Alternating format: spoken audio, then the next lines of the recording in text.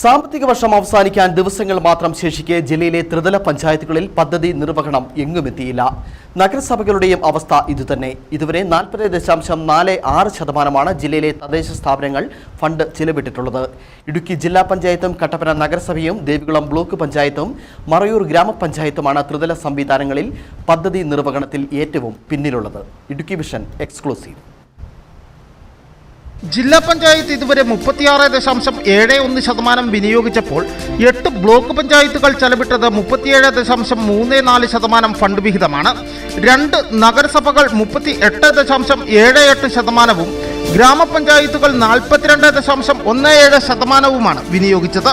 യഥാസമയം പദ്ധതികൾ പൂർത്തിയാക്കി ഫണ്ട് ചെലവഴിക്കാത്തതാണ് പ്രശ്നമായിരിക്കുന്നത്. ജില്ലയിലെ 2 നഗരസഭകളിലും പദ്ധതി നിർവഹണം പാതി പോലും എത്തിയിട്ടില്ല.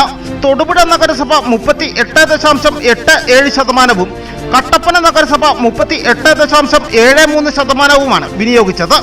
ബ്ലോക്ക് പഞ്ചായത്തുകളിൽ ദേവികുളം ബ്ലോക്കാണ് പദ്ധതി വിനിയോഗത്തിൽ ഏറ്റവും പിന്നിലുള്ളത്. 14.65%മാണ് ഇവിടെ പദ്ധതി വിനിയോഗം. കൂടുതൽ തുക ചിലവഴിച്ചത് 50% കടന്ന ഇളന്തേശം ബ്ലോക്കാണ്. 59.85%മാണ് ഇവിടുത്തെ പദ്ധതി വിനിയോഗം. കട്ടപ്പന ബ്ലോക്കും ഫണ്ട് വിനിയോഗം പകുതി പിന്നിട്ട നിലയിലാണ്. 52.34%മാണ് ഇവിടെ വിനിയോഗിച്ചത്.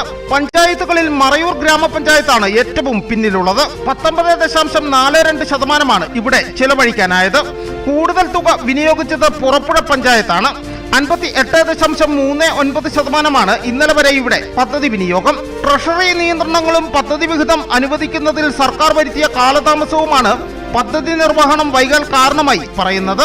അനുവദിച്ച ഫണ്ട് സാമ്പത്തിക വർഷം തീരുന്ന മാർച്ച് 31-നകം വിനിയോഗിച്ചില്ലെങ്കിൽ അടുത്ത വർഷത്തെ ഫണ്ടിൽ ഉപയോഗിക്കാതിരുന്ന അത്രയും കുറച്ചാകും സർക്കാർ അനുവദിക്കുക.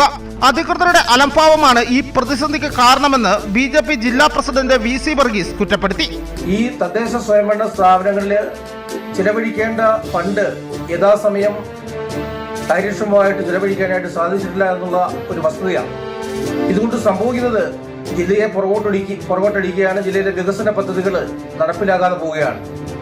ഈ അനുവദിക്കപ്പെട്ട ഫണ്ട് ഉപയോഗിക്കാതെ പോകുമ്പോൾ ബാലൻസ് നിൽക്കുന്ന ഫണ്ട് കുറച്ചാണ് അടുത്ത ഫണ്ട് സർക്കാർ അനുവദിക്കാൻ പോകുന്നത്.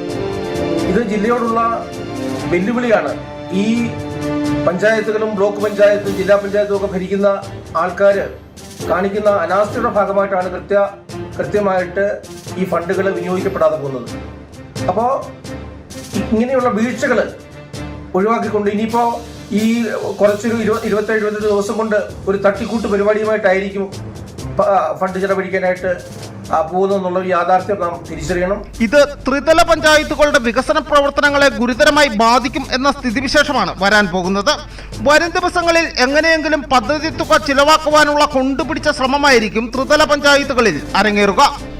News bureau, Udumbanchola.